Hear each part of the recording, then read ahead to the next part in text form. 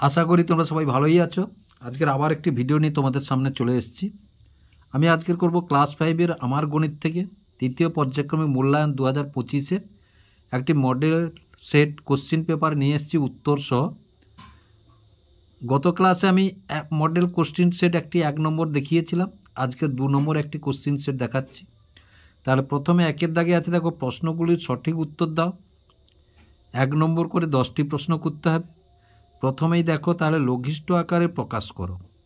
তাহলে লঘিষ্ঠ মানে তোমাদেরকে কাটাকাটি করতে হবে। দেখো তাহলে 45, 63, 3 3 দিয়ে কাটতে পারো।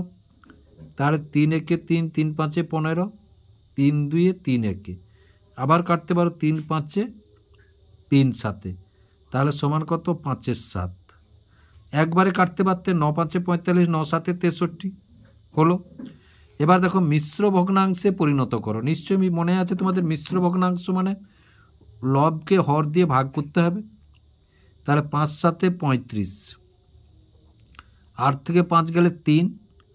তাহলে দেখো এইটা ভাগফলে যেটা আছে সেটা পূর্ণ হবে, নিচে যেটা আছে সেটা উপরে হবে, আর নিচেরটা যেমন আছে তেমন থাকবে। তাহলে 7 পূর্ণ 3 5, মিশ্র ভগ্নাংশ কত হলো 7 পূর্ণ 3 5। তাহলে একটি এবার গয়ের দাগে কী আছে, দেখো গোলকের ড্যাশটি ড্যাশ তল থাকে। তাহলে গোলক মানে একটি ফুটবল। তাহলে ফুটবলের কটি তল না একটি তল, কী তল না বক্রতল। একটি তল কী তল না বক্রতল, হয়ে গেল।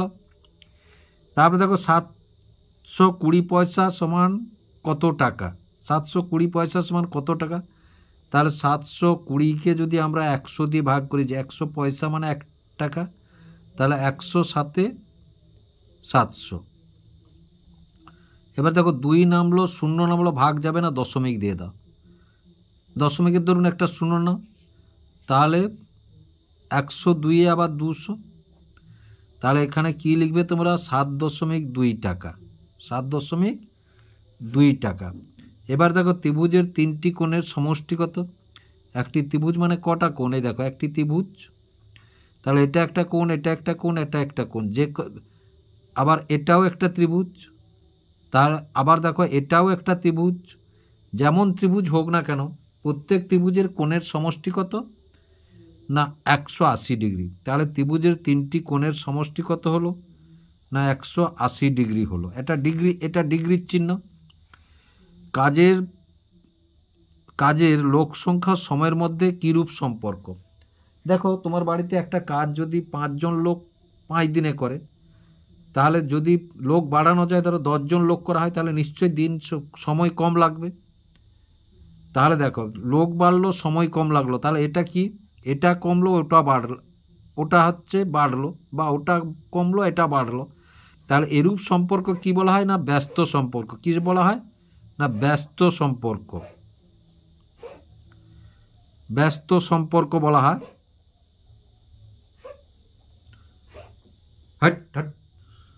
এবার তারপরে 6-এর দাগের অঙ্কটি আছে 67 ভাজিত 100। তাহলে 67-কে যদি 100 দিয়ে আমরা ভাগ করি, দেখো 67-কে আমরা 100 দিয়ে ভাগ করব, তাহলে ভাগ যাবে না, সুতরাং দশমিক দিয়ে একটা 0 না।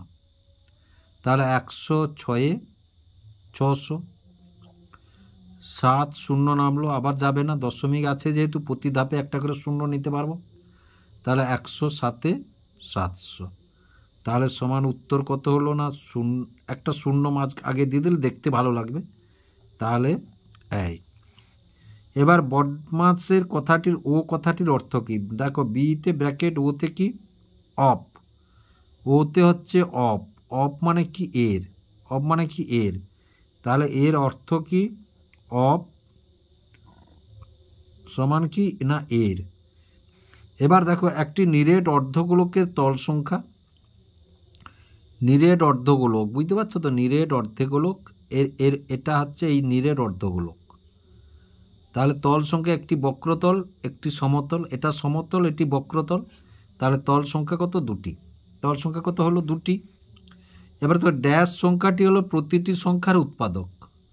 তাহলে দেখো তোমাকে যদি 2টি ধরো 15, ধরো 7 8, তাহলে 7 7 8-এর কোনো সাধারণ উৎপাদক আছে কিন্তু 1 আছে। 1 আছে। তাহলে দেখো, তাহলে প্রতিটি সংখ্যাটি হলো প্রতিটি সংখ্যার উৎপাদক। তাহলে 1 হলো প্রতিটি সংখ্যার উৎপাদক, 1 হলো প্রতিটি সংখ্যার উৎপাদক। এবার 1-এর 3 যোগ, এবার দেখো নিচের প্রশ্নগুলির উত্তর দাও। 2, 6, 12, 6টি করতে হবে, প্রত্যেকটি 2 নম্বর করে। তাহলে প্রথমে দেখো, ভগ্নাংশের যোগ অথবা বিয়োগ যাই করো না কেন, প্রথমে হরগুলি লসাগু করতে হবে। তাহলে 3 আর 27-এর যদি আমরা লসাগু করি, দেখো তাহলে 3 একে 3, 3 লং 27, তাহলে 27 লসাগু। এবার দেখো 27 ভাগ দিয়ে দিলাম, এই 27কে 3 দিয়ে ভাগ করতে হবে। তাহলে 3 লং 27, 9। সেই 9 কার সঙ্গে গুণ হবে? 1-এর সঙ্গে গুণ হবে। 9 কার সঙ্গে গুণ হবে? না, 1-এর সঙ্গে গুণ হলো। তারপরে 27কে 27 দিয়ে ভাগ করলে 1, সেই 1 কার সঙ্গে গুণ হবে? না, 2-এর সঙ্গে গুণ হবে। তাহলে সমান 9 একে 9, 2 একে 2 আর 27, তাহলে 9 2 11 27, তাহলে এই যোগটি হয়ে গেল। এবার দেখো, ভাগ প্রক্রিয়ার সাহায্যে গসাগু নির্ণয় করো। ভাগ প্রক্রিয়ার সাহায্যে গসাগু নির্ণয় করো নিশ্চয়ই তোমরা। তাহলে ভাগ প্রক্রিয়ার সাহায্যে গসাগু নির্ণয় করতে হয় হলে 65কে ছোটোটা দিয়ে, বড়টাকে ছোটোটা দিয়ে। তাহলে 39, তাহলে 39 2-এ যাবে না, 39 একে 39। তাহলে 15 থেকে 9 গেলে কত? 6। 5 থেকে 3 গেলে কত? 2। এবার আবার যাবে না, মানে 39 এখানে চলে আসবে, এইটা ভাগ প্রক্রিয়ার নিয়ম। এবার 26 2-এ যাবে না, 26 একে 26 হলো। তাহলে 9 থেকে 6 গেলে কত? 3। 3 থেকে 2 গেলে কত? 1। এবার 26টা, এটা ছোট হয়ে গেছে মানে 26, তাহলে 13 2-এ 26, তাহলে হয়ে গেল। দেখো, তাহলে গসাগু কত হলো? 13। তাহলে এখানে বলতে হবে অতএব নির্ণেয়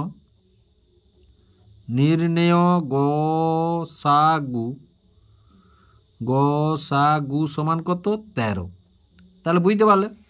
তারপরে দেখো, গয়ের দাগে পাশের চিত্রে ত্রিভুজ সংখ্যা কত?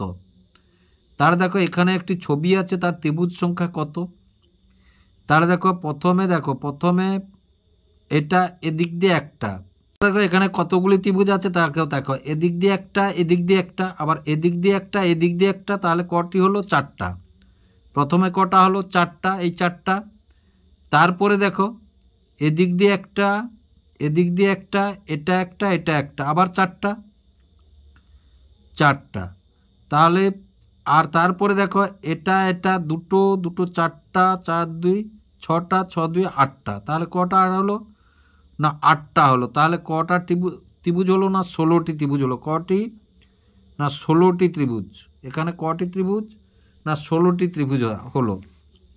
তারপরে দেখো, এবার কি বলেছে? 12 প্যাকেট বিস্কুটের দাম 72 টাকা, 18 প্যাকেট বিস্কুটের দাম কত?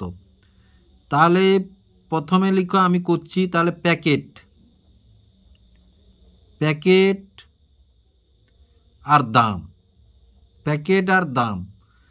তাহলে প্যাকেট কত? 12 প্যাকেট, দাম কত? 72। তারপরে ক প্যাকেট? 18 প্যাকেট, দাম আমরা জানি না, বের করতে হবে। এবার দেখো, এটা বেড়েছে মানে দামটা বাড়বে, এটা বেড়েছে মানে দামটা বাড়বে, তাহলে ঐকিক নিয়মে করে ফেলি এসো আমরা। তাহলে 12 প্যাকেটের দাম 72 টাকা।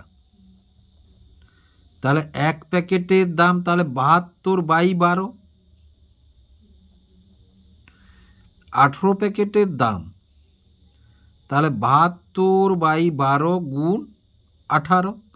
তাহলে 12 দিয়ে কাটলে 12 6, তাহলে সমান কত? 18 6 কত? 108। 108 টাকা, 108 টাকা।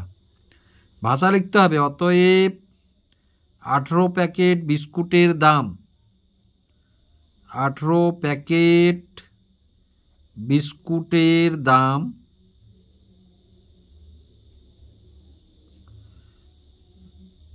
108 টাকা।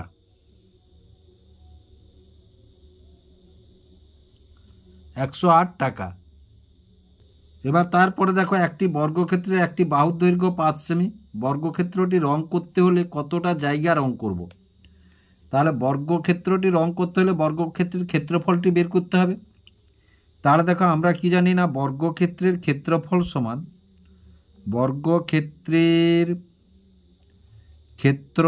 সমান বাহুর দৈর্ঘ্য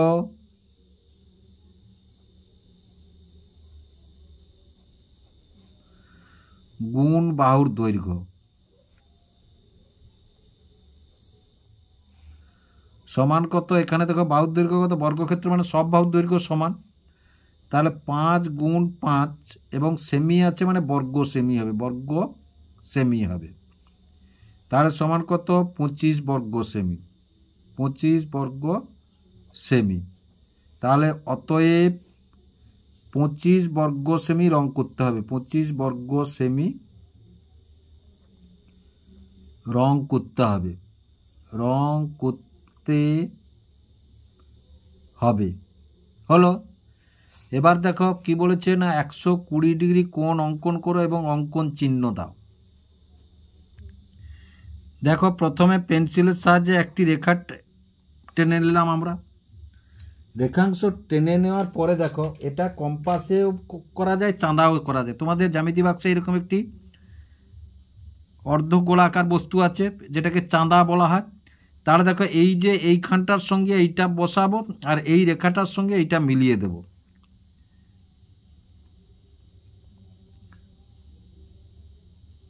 মিলিয়ে দিলাম। এবার দেখো যখন এদিক দিয়ে ধরবো তখন দেখো নিচের দাগগুলোকে আমরা ধরবো, নিচের দাগগুলোকে আমরা ধরবো। নিচের দাগ কত? এই যে 120, মানে এই সোজা দাগ মেরে দাও, এইখানটায় দাগ মেরে দিলাম, এই 120, এইটা 120, একদম খাড়া করে দাগ মারবে পেন্সিল দিয়ে, তাহলে 120 হয়ে যাবে, 120 হয়ে যাবে। তাহলে দেখো এবারে ওইটার সঙ্গে এই বিন্দুটা, এই যে বিন্দুটা, এই বিন্দুটা মিলিয়ে দেবো আমরা, এই বিন্দুটা এই বিন্দুটা আমরা মিলিয়ে দেব।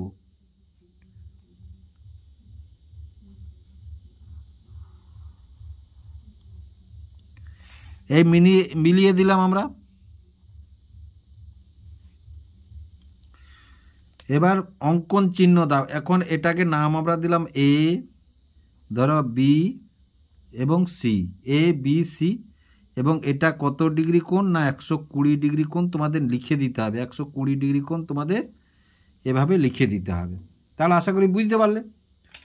এবার তারপরে দেখো এবার কি বলেছে, এবার দেখো নিম্নলিখিত প্রশ্নগুলির উত্তর দাও। 3 নাম্বার করে 5টি করতে হবে, 3 নাম্বার করে 5টি করতে হবে। দেখো অনেক স্কুল অনেক রকম প্রশ্নের ধাঁচে অনেক রকম প্রশ্ন করবে, কেউ 3টে দাগে শেষ করতে পারে, কেউ 5টা দাগ করতে পারে, কেউ আবার 6টা দাগে শেষ করতে পারে। এবং আরেকটা কথা সবসময় মনে রাখবে, ক্লাসের মাস্টারমশাইরা যখন পড়াবেন যেই অঙ্কগুলি ভালোভাবে করতে বলবে সেই অঙ্কগুলি তোমরা বেশি নজর দেবে, বুঝতে পেরেছ? তাহলে সরল করো। তাহলে সরলটা করতে হলে প্রথমে দেখো, তাহলে উত্তর যদি আমরা লিখি, তাহলে প্রথমে আমাদের বদমাশের নিয়ম অনুযায়ী বন্ধনীর কাজটা আগে করব, আবার বন্ধনীর মধ্যে কাজ ভাগের কাজটা আগে করব, তারপরে যোগের কাজ করব, তারপরে বিয়োগের কাজটা করব, বন্ধনীর কাজটা। তাহলে 300 সমান চিহ্ন দাও, 350 দ্বিতীয় বন্ধনী 36 মাইনাস বিয়োগ, বিয়োগ এবার প্রথম বন্ধনী শুরু 90 যোগ, তাহলে 70কে 14 দিয়ে ভাগ করলে 14 5 70, তাহলে 5 বিয়োগ 64, প্রথম বন্ধনী শেষ দ্বিতীয় বন্ধনী শেষ গুণ 14, তাহলে সমান 350। এখানটায় বিয়োগ চিহ্ন একটা আছে, বিয়োগ চিহ্ন দিয়ে দিলাম, তাহলে বিয়োগ চিহ্ন দ্বিতীয় বন্ধনী 36 বিয়োগ, এবার দেখো যোগ আর বিয়োগের মধ্যে বদমাশের নিয়ম অনুযায়ী আগে যোগের কাজ হবে, তাহলে যোগের কাজ যদি আগে হয় তাহলে 90 আর 5 যোগ করলে 95 বিয়োগ 64, প্রথম বন্ধনী শেষ দ্বিতীয় বন্ধনী শেষ গুণ 14, তাহলে সমান 350 বিয়োগ দ্বিতীয় বন্ধনী তাহলে 36 বিয়োগ 95 থেকে, তাহলে 5 থেকে 4 গেলে 1, 9 থেকে 6 গেলে 3, তাহলে 31, এবার দ্বিতীয় বন্ধনী শেষ গুণ 14, তাহলে দেখো সমান 350 বিয়োগ 36 থেকে 31 গেলে কত 5, আর বন্ধনী তুলে দিলাম, কাজ হয়ে গেল মানে বন্ধনী তুলে দিলাম, গুণ 14। এবার দেখো আগে গুণের কাজ হবে তারপরে বিয়োগ হবে, তাহলে 350 14 5 70, তাহলে 70, তাহলে সমান 350 থেকে 70 গেলে কত 280। তাহলে এটাই হলো উত্তর। তাহলে আশা করি তোমরা বুঝতে পারলে। তারপরে দেখো এবারে ক্ষয়ের দাগটায় কী আছে, যোগ করো। 3 পূর্ণ 1 7 যোগ 1 2 যোগ 4 9 যোগ 1 14। তাহলে দেখো ভগ্নাংশের যোগ করতে হলে প্রথমে মিশ্রগুলোকে উড়িয়ে দিতে হবে।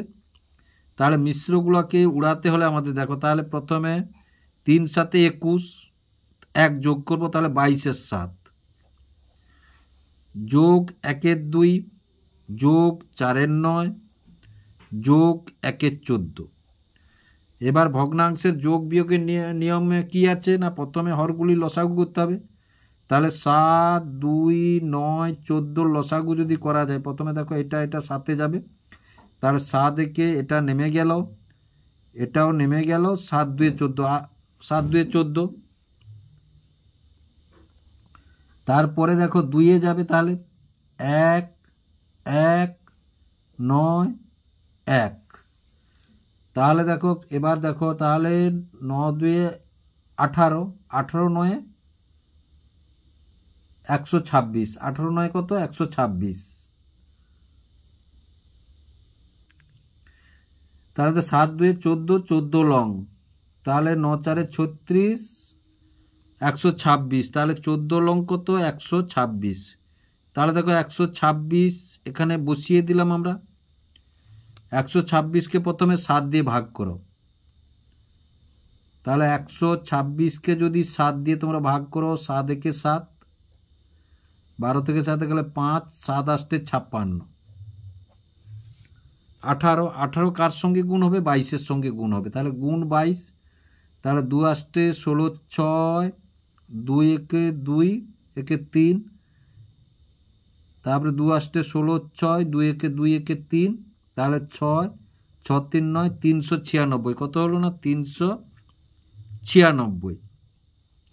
এবার 126কে 2 6 12, 2 3 63 একে 63 যোগ চিহ্ন 63। এবার দেখো তাহলে 126কে 9 দিয়ে ভাগ করলে এই যে 14, তাহলে 14 4 56। এবার 14 দিয়ে তাহলে 9, 9 একে 9, তাহলে সমান সমান, তাহলে নিচে থাকলো 126। এবার 9 6 15, 3 18 6 24 4, হাতে 2, 5 2 7 6 13 9 22 2, তাহলে 3 2 5, 524। কত হলো 524। এবার 2 দিয়ে যদি কাটি দেখো, তাহলে 2 6 12 2 3, তাহলে 2 2 4, 2 6 12 2 3, তাহলে 263 সমান কত 263/63। এ 2 2, এটা 2 2, তাহলে কত হলো না 262/63। এবার 262কে 63 দিয়ে যদি ভাগ করা যায়, 4 দাও, তাহলে 4 3 12 2, 4 24 একে 25, তাহলে 0 10, তাহলে সমান কত হলো 4 পূর্ণ 10-এর 63, 4 পূর্ণ 10-এর 63। তাহলে এটাই হলো উত্তর। তাহলে আশা করি তোমরা বুঝতে পারলে। এবার তারপরে দেখো গয়ের দাগটা কী আছে, একটি আয়তাকার ক্ষেত্রের পরিসীমা 360 মিটার, দৈর্ঘ্য 100 মিটার হলে প্রস্থ কত। এবার পরিসীমা থেকে আমাদের অর্ধ পরিসীমায় যেতে হবে। তাহলে অর্ধ পরিসীমা সমান কি না, দেখো অর্ধ পরিসীমা সমান, তাহলে 360/2 সমান কত 180 হবে। তাহলে অতএব প্রস্থ সমান 180 বিয়োগ দৈর্ঘ্য মানে কত 100, এই যে 100, তাহলে সমান কত 80 মিটার। তাহলে কত হলো না 80 মিটার হলো। তাহলে এখানে লিখে দিয়েছে অতএব আয়তাকার ক্ষেত্রের প্রস্থ, ভাষা লিখতে হবে কিন্তু তোমাদেরকে। অতএব আয়তাকার ক্ষেত্রের প্রস্থ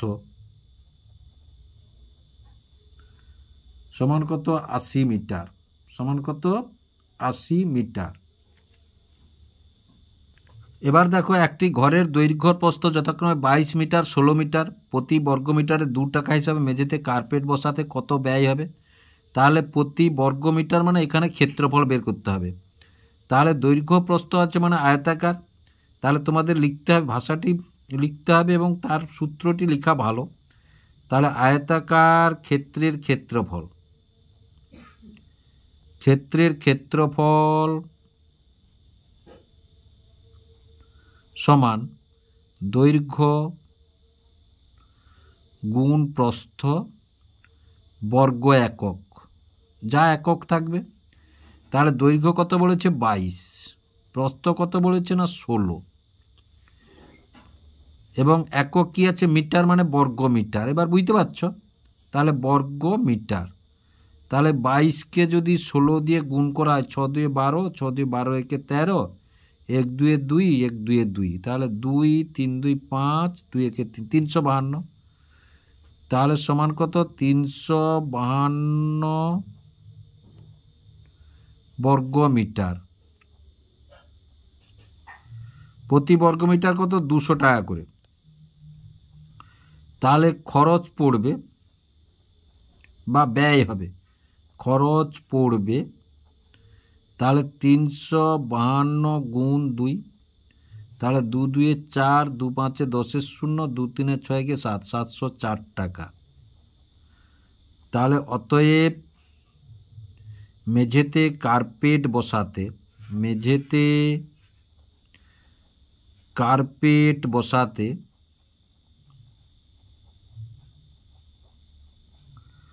ব্যয় হবে 704 টাকা। হলো। তারপরে দেখো 8 জন দর্জির কিছু জামা তৈরি করতে 20 দিন সময় লাগে, কিন্তু তাড়াতাড়ি কাজটি শেষ করার জন্য আরও 2 জনকে আনা হলো।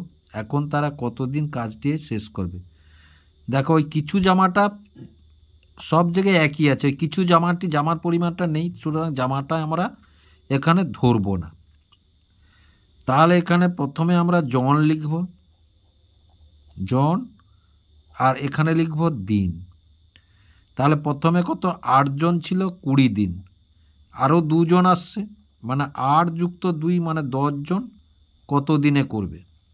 এবার দেখো কাজ যেহেতু স্থির আছে, এখানে কাজটা স্থির আছে, লোক সংখ্যা বেড়েছে মানে দিন সংখ্যা কম লাগবে, লোক সংখ্যা বেড়েছে মানে দিন সংখ্যা কম লাগবে।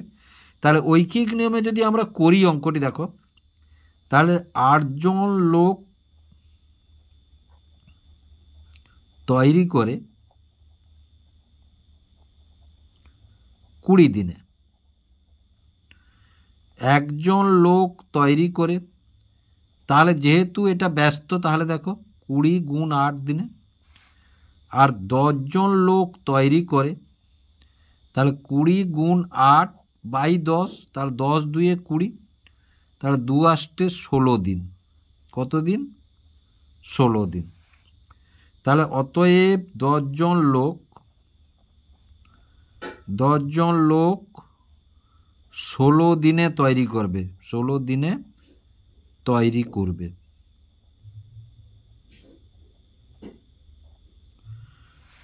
তারপরে দেখো এবারে খুব একটি গুরুত্বপূর্ণ অঙ্ক আছে তোমাদের।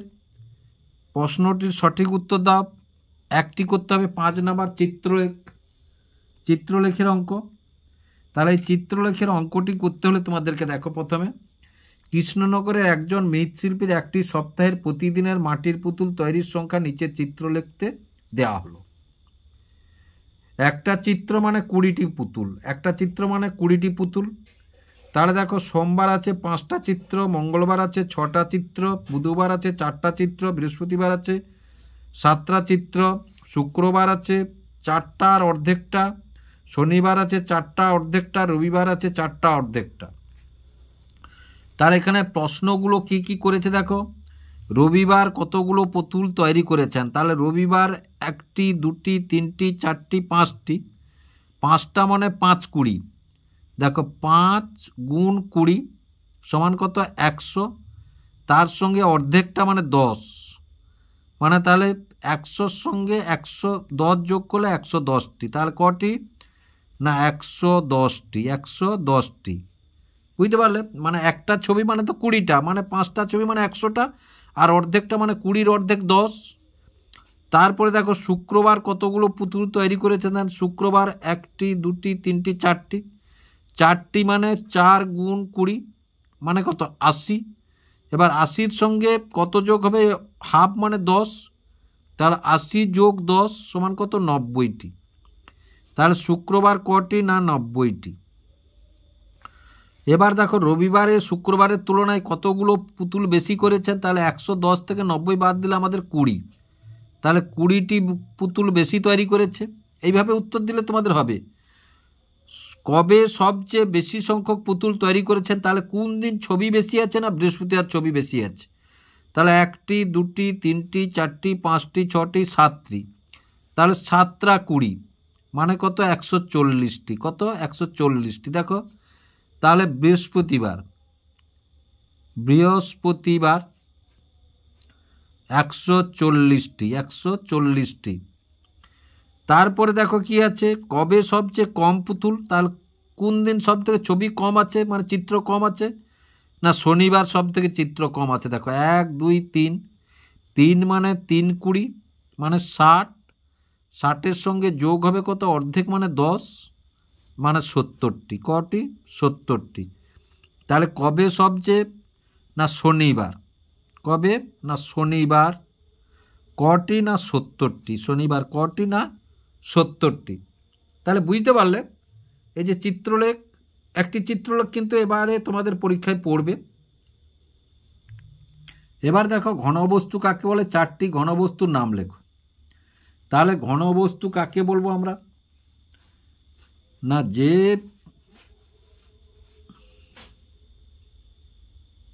বস্তু কিছুটা স্থান দখল করে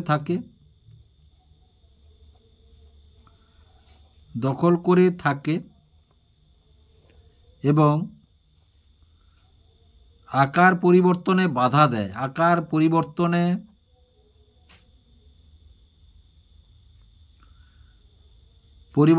বল প্রয়োগ করতে হয়, বল প্রয়োগ করতে হয়, তাই হলো ঘনবস্তু, তাই হলো ঘনবস্তু। তাহলে দেখো 4টা ঘনবস্তু ধরো, ইট একটি ঘনবস্তু, চেয়ার একটি ঘনবস্তু, টেবিল একটি ঘনবস্তু, বই একটি ঘনবস্তু। বুঝতে পারলে? এবারে কি বলেছে, 4 সেমি ব্যাসার্ধ বিশিষ্ট বৃত্ত অঙ্কন করে বৃত্তকলা অধিচাপ উপচাপ চিহ্নিত করো। তাহলে 4 সেমি ব্যাসার্ধ বিশিষ্ট একটি বৃত্ত। তাহলে প্রথমে দেখো এই যে তোমাদের জ্যামিতি বাক্সে যে স্কেলটি আছে, এই যে স্কেল, এই স্কেলটির দেখো, তাহলে এই ধারটা এই যে সেন্টিমিটার আছে আর এই ধারটা ইঞ্চি, তাহলে সেন্টিমিটার মানে সেন্টিমিটারটাই আমরা ধরবো। তাহলে এবার দেখো সেন্টিমিটার যদি ধরে, তাহলে এই যে 4, এই 4 থেকে আমরা এই দিকে টানবো, এই দিকে টানতে হলে হাতের ছায় পড়ে যাবে, তোমরা দাগটা দেখতে পাবে না। তাহলে এইখানে 4-এর সোজা বসিয়ে এই দিকে টানবো, এই দিকে টানবো, এইটা 4 সেমি হয়ে গেল। এবার দেখো পেন্সিল কম্পাসে তোমরা পেন্সিল পরাবে, কাঁটাটা এক প্রান্তে বসাবে, ধরো কাঁটাটা এই প্রান্তে বসালাম আর পেন্সিলটা এই প্রান্তে বসালাম। এই যে এবারে বৃত্তটি অঙ্কন করো, এবারে বৃত্তটি অঙ্কন করতে হবে। দেখো বৃত্তটি অঙ্কন করছি,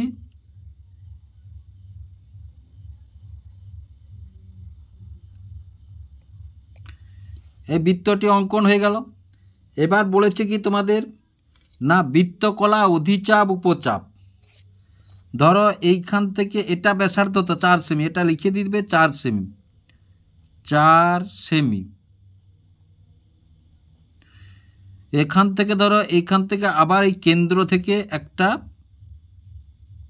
ব্যাসার্ধ টানলাম, এই যে দুটি ব্যাসার্ধ দ্বারা এই যে সীমাবদ্ধ এই অংশটা, এইটার নাম দিলাম ধরো ও, এটার নাম ধরো পি, আর এটার নাম দিলাম ধরো কিউ। তাহলে যে ও পিউ কিউ মানে এই অংশটি হচ্ছে বৃত্তকলা, এই অংশটি হচ্ছে বৃত্তকলা। নিশ্চয়ই বুঝতে পারলে? তাহলে বৃত্তকলা, বৃত্তকলা ও পি কিউ।